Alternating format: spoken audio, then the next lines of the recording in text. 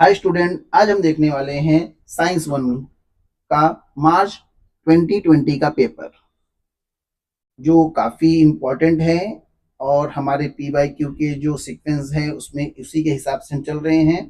But अब हम देखने वाले हैं पूरा का पूरा एक पेपर एक साथ में, ताकि आपको एक पेपर का सोल्यूशन एक साथ आपको मिल जाए। तो आइए स्टार्ट करते हैं। देखिए यहाँ पर जो आपका क्वेश्चन नंबर वन, ये तो आपको मालूम है कि ये एमसीक्यू टाइप का क्वेश्चन होते हैं, मल्टीपल चॉइस क्वेश्चन। देखते हैं फर्स्ट क्वेश्चन क्या है। According to Mendeleev periodic law, property of element are periodic function of. तो मेंडलीव ने अपने पीरियोडिक में किस तरीके से अरेंजमेंट किया हुआ था? तो इसका सही आंसर है एटॉमिक मासेस। तो ये आप नोट डाउन कर लीजिए, इसका आंसर है atomic masses. Okay, next. The vapor content in the air is measured using the physical quantity called। इसे हम लोग बोलते हैं एब्सोल्यूट ह्यूमिडिटी। तो इसका आंसर है आपका ए। ठीक है, next. The normal human eye the near point is at. तो कितने डिस्टेंस सेंटीमीटर तक का देख सकते हैं? ये है 25। तो आंसर क्या है इसका? C. Next. The astronomical object close to us. ऐसा कौन सा बाहर प्लैनेट है या फिर कोई भी चीज ऐसी है जो अर्थ से सबसे नजदीक है? Mars, Venus, Jupiter, moon. तो ये सबसे नजदीक हमारे पास जो है वो है मून। ठीक है, बहुत लोग मार्स लिख देते हैं, वीनस लिख देते हैं, बट सबसे नजदीक में तो मून आपके पास है। नेक्स्ट।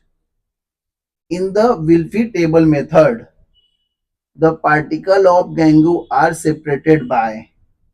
तो इसका आंसर है, वो तो हिलता है ना, इसी वजह से इसका आंसर क्या आएगा? D, gravitational. तो ये 5 एमसीक्यू के आंसर हो गए। अब देखते हैं हमारे पास बी। ये भी ऑब्जेक्टिव टाइप के क्वेश्चन होते हैं। Voltmeter, ammeter, thermometer, galvanometer. तो इसमें रॉन्ग कौन सा है आपका? Thermometer. Next. Complete the correlation. Alkene C double bond. तो अल्काइन के लिए सी ए हो जाएगा ट्रिपल बॉन्ड। ओके, ये हो गया फर्स्ट, ये हो गया सेकेंड। नेक्स्ट। ट्रू है या false? The frequency of AC, AC मतलब अल्टरनेटिव करंट, इज 50 हर्ट्ज। तो ये बात सही है, तो आंसर क्या आएगा इसका? ट्रू होगा। Next, match the column. The wavelength of red light. Red light का वेवलेंथ कितना होता है? 600 नैनोमीटर है, 700 या 500? तो इसका सही आंसर है 700 nanometre. Okay, next. Name the first artificial satellite send by Russian in space. आपको उसका नाम बताना है, तो वो है आपका स्पुतनिक। स्पुतनिक, ये नोट डाउन करके रखिए। ठीक है, ये पूरे 10 मार्क्स का ऑब्जेक्टिव है।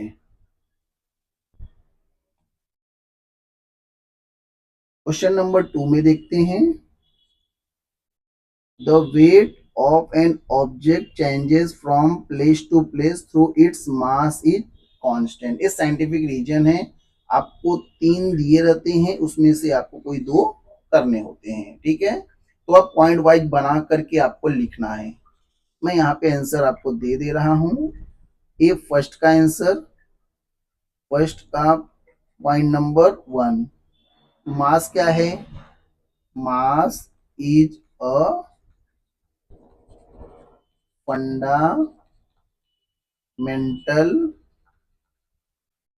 Quantity whose value remain the same everywhere। ये तो आपको मालूम है, मास एक फंडामेंटल क्वांटिटी है जो कि सभी जगह सेम होती है। Second point, the mass of an object on earth will not change from place to place. ठीक है, हमारे अर्थ पे कोई भी मास है उसका अर्थ पे कहीं बार बार हर जगह पे चेंज होता नहीं, मास चेंज नहीं होता, वेट चेंज होता है। ठीक है, मास चेंज होता नहीं है। ये क्लियर हुआ। तीसरा पॉइंट क्या लिखेंगे? जो वेट है, wait of an object is a product of mass and gravitational acceleration. मतलब जी पे डिपेंड करता है। मतलब जो मेरा वेट है वो किस पे डिपेंड करता है? मास और जी। जी सभी जगह चेंज होता है, हाइट के हिसाब से, या फिर आप अर्थ के सरफेस के अंदर जाते हैं उसके हिसाब से चेंज होता है। इसके लिए वेट भी क्या होता है? चेंज होते जाता है। Number 4, the weight depends on the value of acceleration due to gravity. इसका मतलब ए जी, तो जी के ऊपर डिपेंड होता है।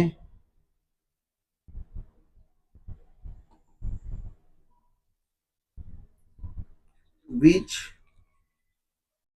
Changes from place to place. मतलब जी की वैल्यू हर जगह पे अलग अलग अगर है तो आपका वेट भी क्या होगा? चेंज होगा। The weight of an object changes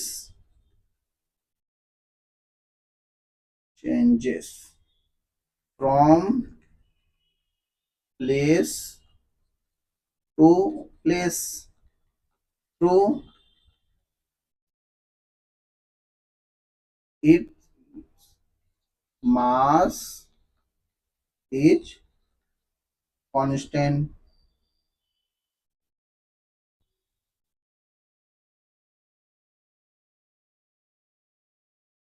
ठीक है, वेट तो चेंज होगा बट मास क्या होगा? वो वैसे का वैसे ही रहेगा, क्योंकि वो किसके ऊपर डिपेंड करता है? वेट जी पे डिपेंड करता है। तो आइए देखते हैं अब क्वेश्चन नंबर जो सेकंड है आपका, वो क्या है? Star twinkle but we do not see the twinkle of planets. चलिए ठीक है, मतलब आपके स्टार तो चमकते हैं बट आपके जो प्लैनेट्स हैं वो नहीं चमकते हैं। तो क्या रीजन है? आइए एक करके पॉइंट से देखते हैं। तो सेकंड के फर्स्ट के पॉइंट्स। फर्स्ट पॉइंट है due to the motion of, यहां देखते हैं, atmospheric air and change in density and temperature.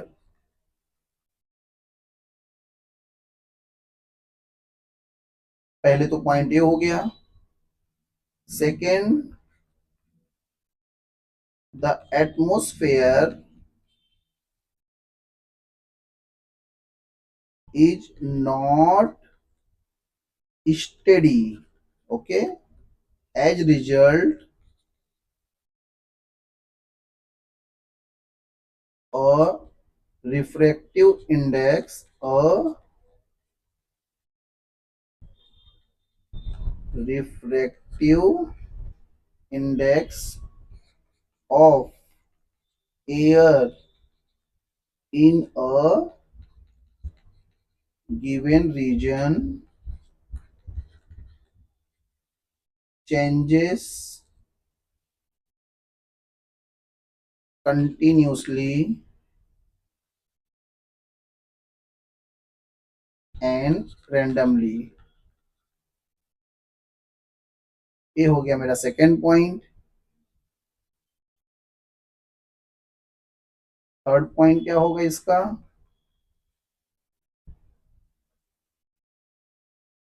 Due to this the position and brightness of the star keep changing continuously and the star appears to be twinkling। और number 4,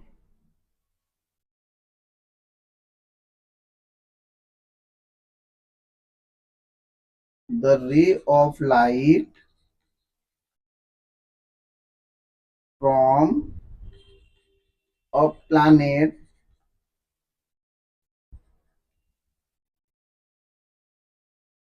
pass through the atmosphere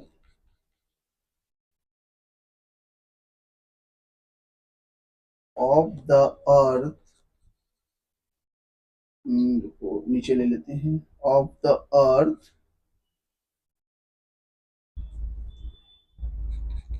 as compared to stars, planets are nearer to earth, so planet can be considered as a collection of a large number of points, sources of light। Fifth point, if the intensity of light from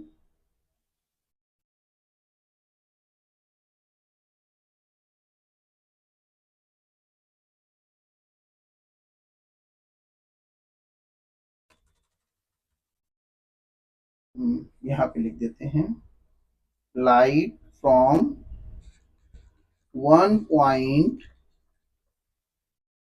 sources decrease, it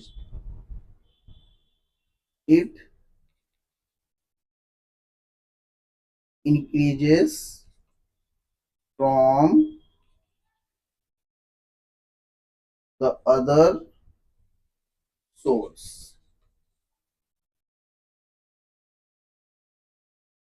The average intensity remain the same, hence इसके बाद question लिख लेना है आपको पूरा का पूरा जो आपके पास है। देखिए एक्सप्लेनेशन बड़ा है तो आपको अच्छे से करना भी पड़ेगा क्योंकि इम्पोर्टेंट क्वेश्चन है, तो ये 5 पॉइंट आपको अच्छे से लिखने हैं। अगर आपको लगता है बड़ा है तो इसके लिए ऑप्शन भी आपके पास है कि आप दूसरा क्वेश्चन लिख सकते हैं, मगर अगर आपको इसको लिखना है तो पूरे अच्छे से एक्सप्लेनेशन के साथ में लिखिए। क्वेश्चन थर्ड क्या है इसका देखिए, element belonging to the same group have the same valency. चलिए इसका लिखते हैं।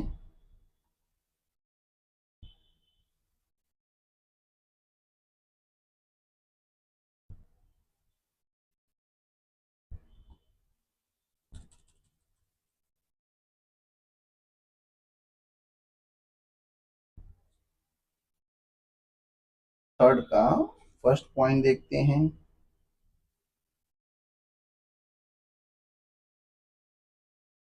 The valency of an element it determined by the number of valence electrons in the outermost shell of an atom of an element। ये first point है। Second point, all the element in a group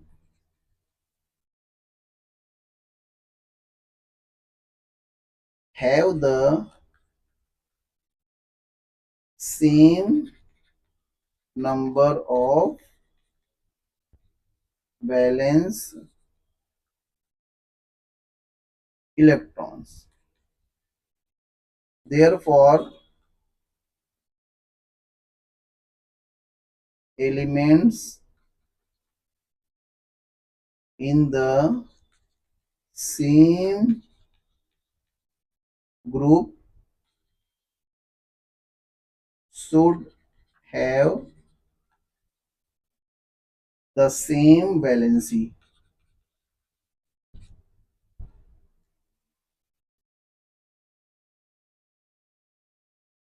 तीसरा point देख लो, last point है। For example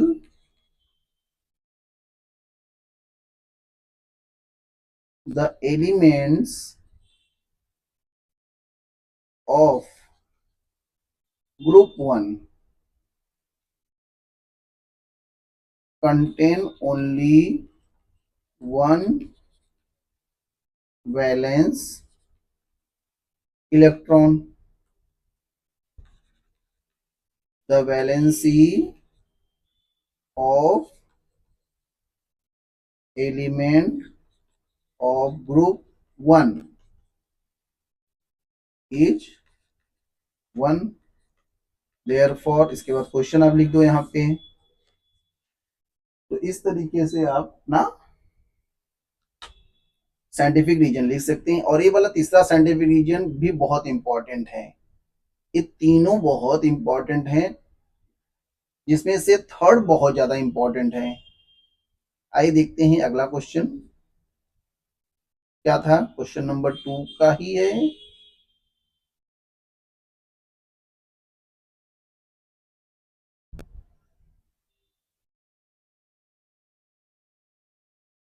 देखिए reason तो आपको अच्छे से लर्न करने होंगे, ये आप मान के चलेंगे तो समझ में आएगा। आप सोचेंगे छोटा ही लिख लूं मैं, कम लिख लूं, तब तो पॉसिबल नहीं है। तो आपको तो अच्छे से लिखना तो पड़ेगा ही। ये चीज नोट करके चलिए आप, ठीक है।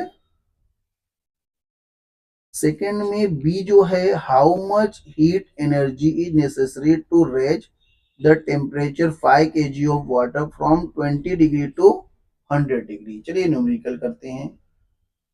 इसके बाद एक आपका, चलिए उस पहले इसको कर लेते हैं, उसके बाद देखते हैं उसको।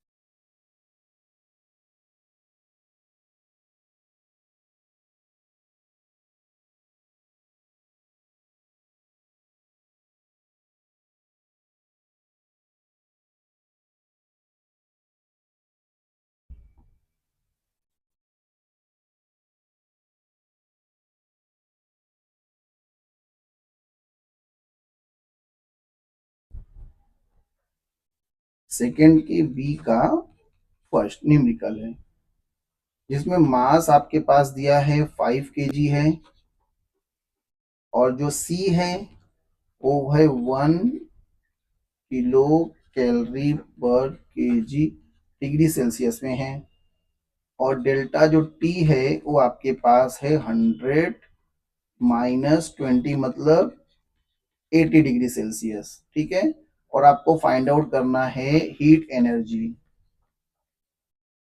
मतलब ये आपका क्यू आपको फाइंड आउट करना है। ठीक है, फॉर्मूला क्या है, Q equal to M C delta T. Mass कितना आपके पास, मास आपके पास देखिए 5 kg है, सी कितना है देखिए 1 है, और डिफरेंस कितना है आपके पास 80 है। ठीक है, इसको मल्टीप्लाई कर लो, 5 × 1 = 5 और 80 से मल्टीप्लाई करेंगे तो कितना आ जाएगा 400 किलो कैलोरी। ये काफी छोटा आंसर, देखिए छोटा आंसर मिल गया, इतना बड़ा लिखते लिखते अब आपको छोटे आंसर मिलना स्टार्ट हो गए हैं। अब अगला देखते हैं, अगला तो और छोटा है, इसे डायग्राम में देख लेते हैं। चलो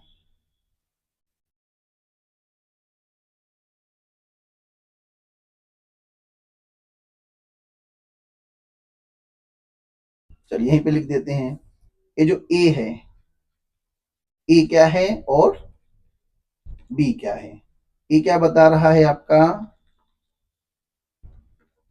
डायरेक्शन ऑफ मैग्नेटिक फील्ड। ठीक है, और बी क्या बता रहा है, डायरेक्शन ऑफ इंड्यूस्ड करंट। ठीक है, ये फ्लेमिंग का राइट हैंड रूल है, उसी के वजह से ये चीजें आपको मालूम पड़ जाएंगे। लेफ्ट हैंड रूल का तो इंड्यूस करंट नहीं आएगा।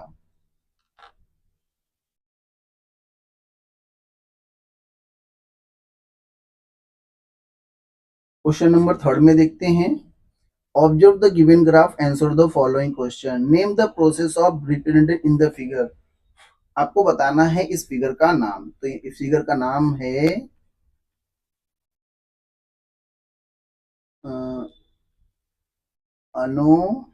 अनोमेलस behaviour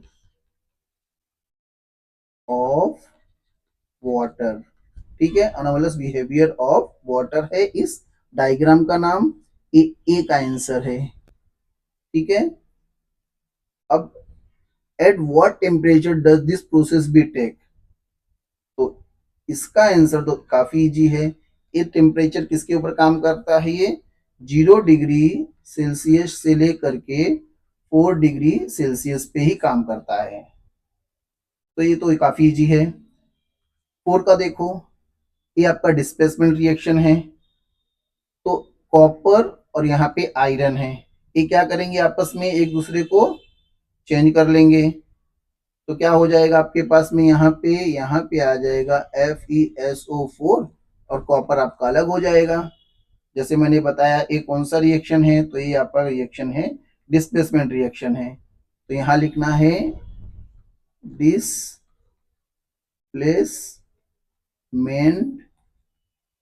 reaction.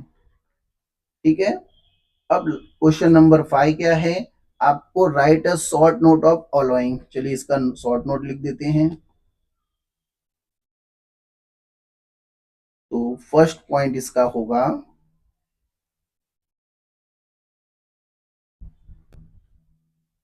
The homogeneous mixture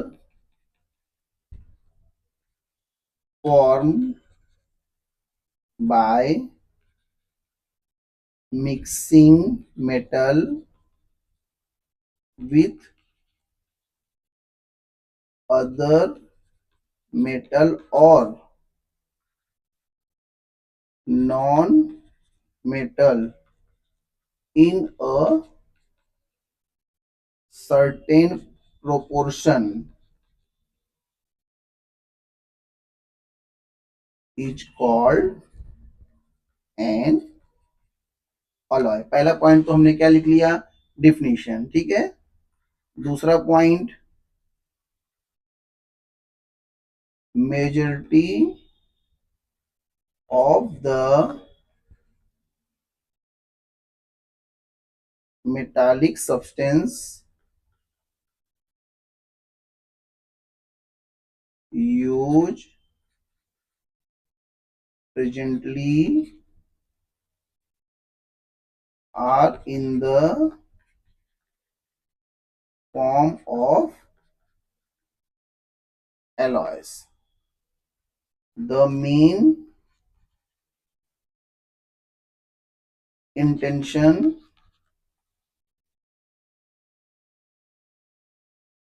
behind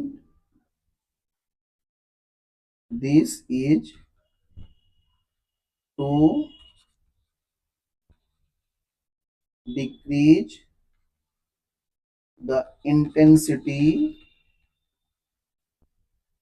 of corrosion of metals। ठीक है, अलॉय इसलिए यूज करते हैं ताकि उसका कोरोजन नहीं होना चाहिए। तीसरा पॉइंट पे आते हैं, कुछ एग्जांपल्स देख लेते हैं। क्या क्या एग्जांपल होते हैं, देखिए एग्जांपल्स में ज्यादा एग्जांपल नहीं, एक एग्जांपल बहुत है। Bronze is an alloy form 90% copper होता है एंड 10% टीन होता है। ठीक है, और एक पॉइंट और लिखना है, लिख सकते हैं, इन recent times various types of alloys are used for minting coin।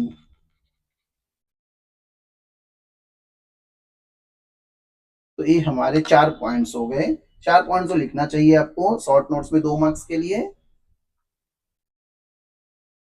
Question number third का देखते हैं। थर्ड का फर्स्ट तो काफी इजी है, बहुत बार रिपीट हुआ है क्वेश्चन आपके बोर्ड में। An element has its electronic configuration है 2a2। Now answer the following question. What is the atomic number of element? तो इस सबको काउंट कर लो आप, तो ये हो जाता है 12। तो एटॉमिक नंबर कितना हो गया इसका, 12। What is the group of the elements? तो कैसे पता लगाएंगे आप, मालूम है, ये जो आउटर मोस्ट में जो है ना आपके पास, जो आउटर मोस्ट में आपके पास दिया हुआ है, ये देखिए वैलेंसी कितनी है इसकी, वैलेंसी, तो ए हो जाएगा आपका group 2। To which period does the this element belong? तो कौन से पीरियड, तो काउंट करो 1 2 3, तो first period, second period, third, तो कौन से पीरियड से दिखा रहा है, एक पीरियड हो गया आपका 3। तो इस तरीके से आप इसको कर सकते हैं, ये ज्यादा हार्ड नहीं होता है। ऐसे क्वेश्चन तो बहुत मार्क्स स्कोर कराते हैं। चलिए, observe the given figure the orbit a planet moving around the sun and write the 3 law. अब ये 3 लॉ आपको लिखने हैं, किसके 3 लॉ हैं आपके, केप्लर्स के हैं। ये तो आप लिख लोगे, तो मैं इसको नहीं करता हूं। तो ये केप्लर्स के लॉ आप लिख लीजिएगा। ये किसके लॉ हैं, केप्लर्स के लॉ हैं, 3 लॉ हैं, फर्स्ट और सेकंड लॉ, ये आप लिख लीजिएगा। बहुत इजी है, सब इसको तो याद सबको ही होगा, आप लिख लीजिएगा। अब आते हैं question number third.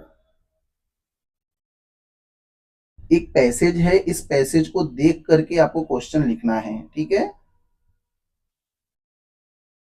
The home electrical connection consist of live, neutral and earth wire. The live and the neutral wire have potential difference of 220 volt. The earth is connected to the ground due to a fault in a equipment, or if the plastic coating on the live and the neutral wire give away, the two wires come in contact with each other and a large current flow through its producing heat. If any inflammable material such as wood, cloth, plastic, etc. exists around that places, it can catch fire. Therefore, the fuse wire used a precautionary measure. तो इस passage पे question है, name the two wire having the potential difference 220 volt. अब आपको बताना है ऐसे दो कौन से वायर हैं जिनका पोटेंशियल डिफरेंस 220 है। तो ये देखिए, the live wire and the neutral wire. ठीक है, ये आपके पास ये फर्स्ट का आंसर है, ये आपका फर्स्ट का आंसर है। Next, what is a short circuit. अब आपको शॉर्ट सर्किट बताना है, तो यहां से आप आएंगे, due to a fault in the equipment plastic coating live neutral wire give two wires come contact with other large amount producing heat.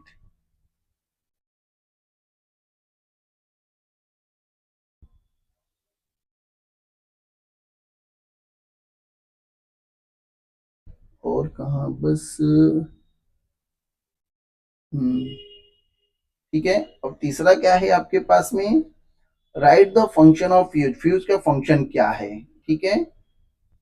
ये क्या करता है कि जो आग लगने वाली कुछ ऐसी चीजों को बीच में रोक देता है। तो यहां लिखते हैं फ्यूज का क्या काम है, fuse wire protects circuits and appliances by stopping the flow of any, नीचे ले लेते हैं, flow of any excess electric current. ठीक है, ये काम है फ्यूज का। क्वेश्चन नंबर 4 देखते हैं।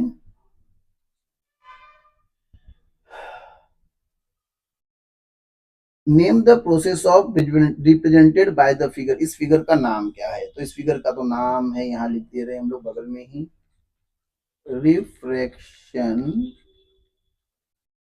Of light. ठीक है, refraction of light. Second, state the two law related to process. चलिए लिख लेते हैं बी का आंसर, यहाँ पे दो लॉ लिखने हैं। तो सबसे पहले फर्स्ट, फिर second. Incident ray and refracted रे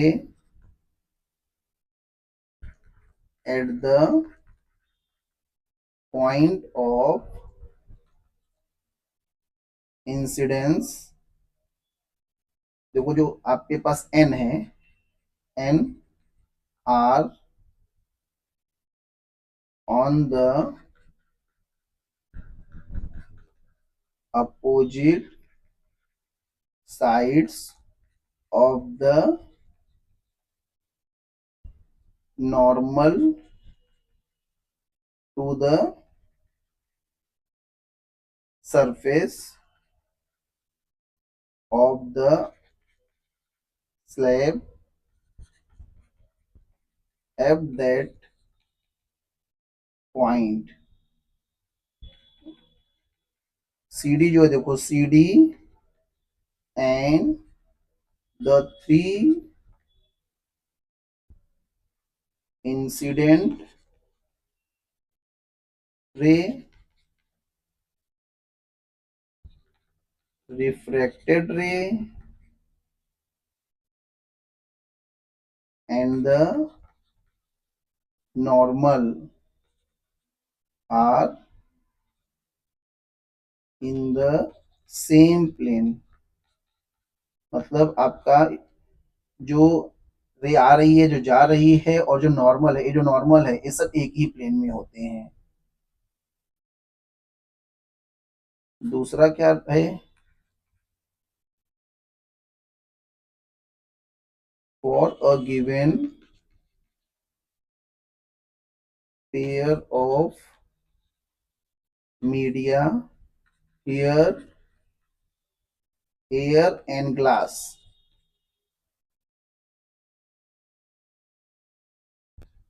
The ratio of sin I to sin R is a constant. ये बड़ा इंपॉर्टेंट है, ठीक है।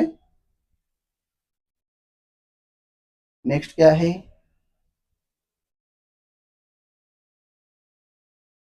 Question number 5, what is artificial satellite? Name any two type of artificial satellite and state their function. चलिए इसको भी देख लेते हैं।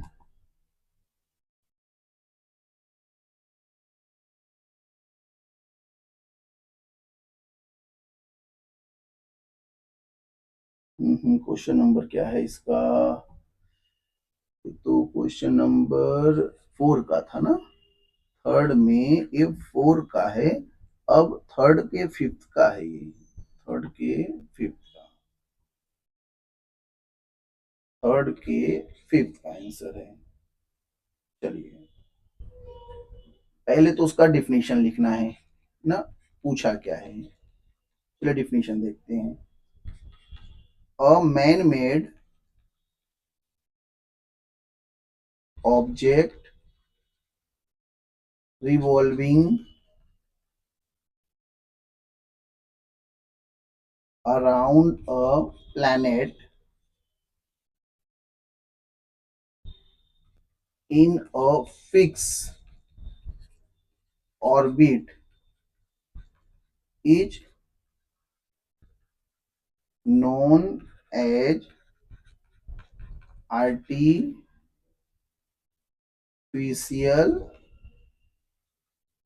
satellites। ठीक है, अब इसके टाइप और क्या बताने हैं और उसके फंक्शन बताने हैं। चलिए नीचे लिखते हैं इसके टाइप और फंक्शन।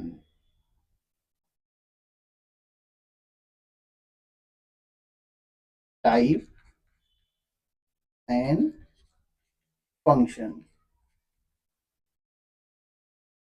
तो सबसे फर्स्ट टाइप है आपका, लिख रहे हैं जो वेदर सैटेलाइट, और इसका फंक्शन ही बताना है। तो इससे का क्या होता है, इससे हम लोग study and prediction of weather. ठीक है, दूसरा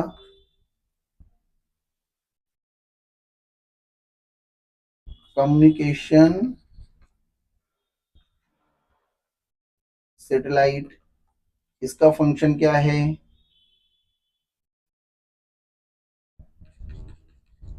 establish communication location in the world to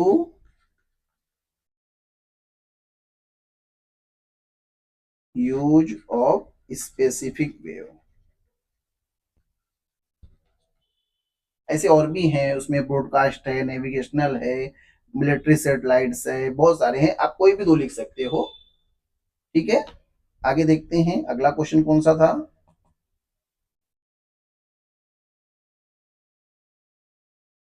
चलिए क्वेश्चन नंबर 6 में क्या है, define hydrocarbon, name the type of hydrocarbon and name two carbon use day to day life. चलिए ये देखते हैं नीचे।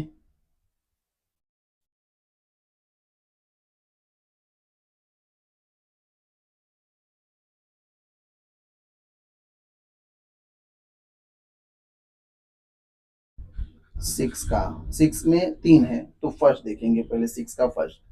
पहले तो आपको हाइड्रोकार्बन का डिफिनीशन लिख लेना है। The compound which contain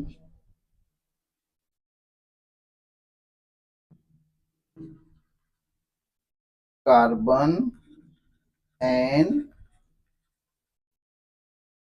hydrogen as the only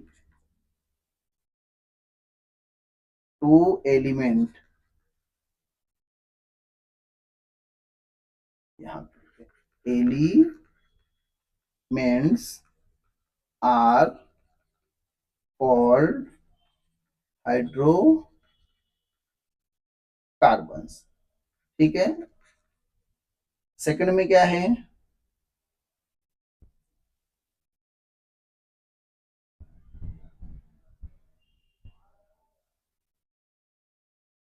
name the type of hydrocarbon है।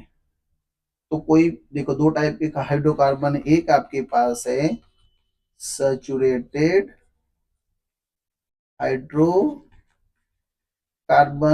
और एक है अनसैचुरेटेड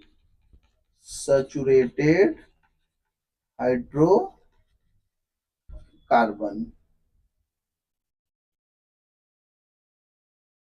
तीसरा भी लिख लेते हैं, एग्जाम्पल बोला था लिखने के लिए, ठीक है। तो कौन कौन से टाइप के एग्जाम्पल्स के हैं वो भी देख लेते हैं। तो अगर आप देखोगे यहाँ पे घर में जो सामान, घर में जो यूज होता है एलपीजी गैस, तो उसमें क्या होता है, जो हम लोग अ, खाते हैं कुकिंग गैस में, उसमें यूज होता है आपके पास में कुकिंग गैस के अंदर में ब्यूटेन, पहला। दूसरा, घर में जो आप यूज करते हो, शक्कर यूज करते हो, उसे क्या बोलते हैं हम, सुक्रोज। ठीक है, यहाँ तक कि बहुत जगहों पे हम लोग मीथेन भी यूज करते हैं। तो ब्यूटेन कहाँ यूज करते हैं, कुकिंग में, तो वहां बता सकते हो कि हम कुकिंग में यूज करते हैं। सुक्रोज में क्या बता सकते हो आप, शुगर। मीथेन मतलब वो जो हम लोग व्हीकल यूज करते हैं ना, जो गाड़ियों के अंदर यूज करते हैं, इथेनॉल भी यूज करते हैं हम गाड़ियों के अंदर। तो ये सब चीजें हमारे डे टू डे लाइफ में हम लोग यूज करते हैं। क्वेश्चन नंबर 8 का देख लेते हैं question, name the two metal which react with water. तो ऊपर देखिए, पोटेशियम और सोडियम, इसका आंसर क्या आएगा, पोटेशियम और sodium. Name the two moderately reactive metals, जो बीच में है, जिंक आयरन टीन, कुछ भी लिख लो आप, zinc iron tin. C name the most highly reactive metal and the most less reactive metal. तो बहुत जो हाईली रिएक्टिव मेटल है वो तो है पोटेशियम है, और सबसे जो लेस रिएक्टिव एकदम नीचे जो देखो जो है, गोल्ड है आपका। ठीक है, नेक्स्ट,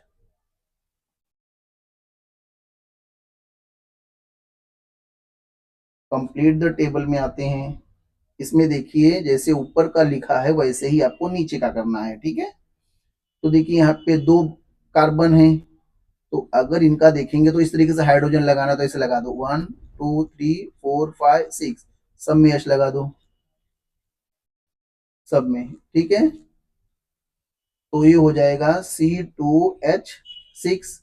ऐसे ही तीन कार्बन वाले में, तो यहाँ मैं बना के दिखा दे रहा हूँ, तीन कार्बन के 1 2 3 4 5 6 7 8, 1 2 3 4 5 6 7 8, इसका C3H8 है, इसे क्या बोलते हैं हम, इसे बोलते हैं हम प्रोपेन।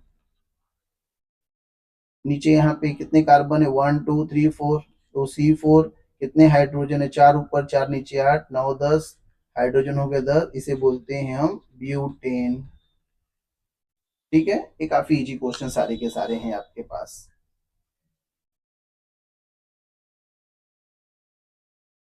देखते हैं क्वेश्चन नंबर 4 में क्या है। इस 5 मार्क्स के क्वेश्चन है, draw the scientifically correct label diagram of human आई। एक आपको अच्छा सा ह्यूमन का आई बनाना है, या बना लीजिएगा, ठीक है। ये आपके टेक्स्ट बुक में है, ये टेक्स्ट बुक में चैप्टर जो आपका है लेंस उसमें है, वहां से आप बना लीजिएगा, बाकी क्वेश्चन मैं करा दे रहा हूँ। Question A, name the type of lens in human आई। तो 4 के फर्स्ट क्या ए का answer, the human I eyes lens is a transparent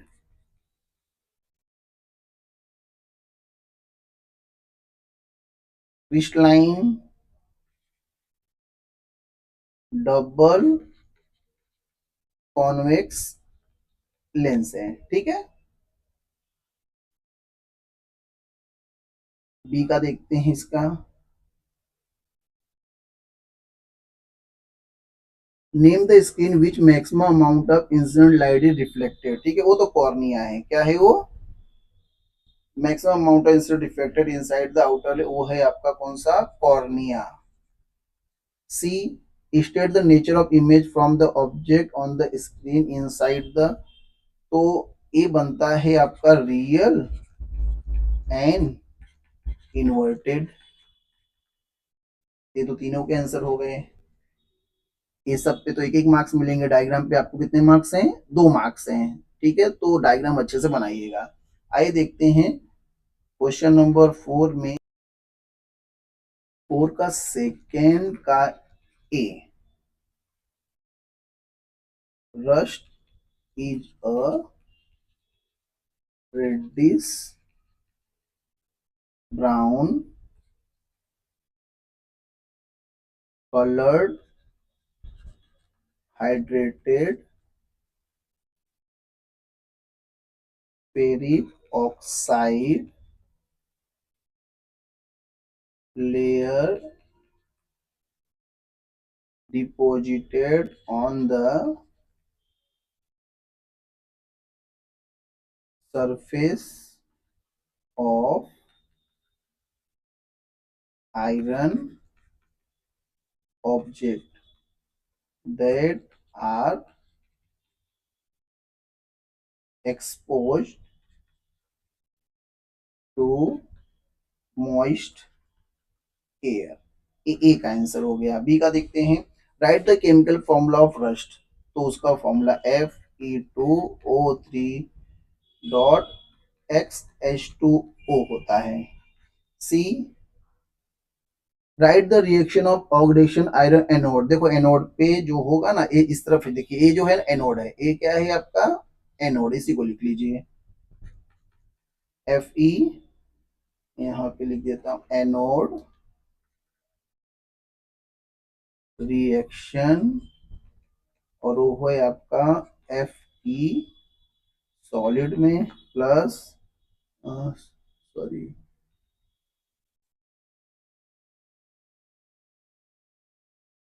Fe2 plus में है, प्लस 2 इलेक्ट्रॉन्स गए हैं।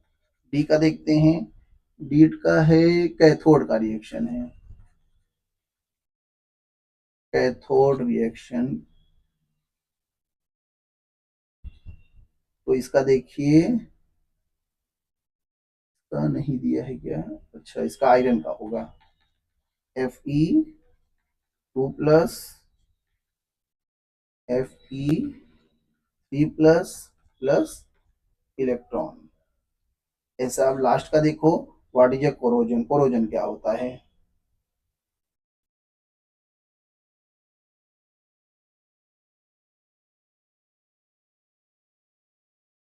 Metal gets attacked by substance around it such as moisture, जैसा acids extra, metal is said to corrode due to this attack, and the process is called corrosion। तो ये हमारा है science 1 का पूरा पेपर सॉल्यूशन मार्च 2020 का। नेक्स्ट वीडियो में हम जुलाई 2020 को देखेंगे। तब तक के लिए टेक केयर, बाय।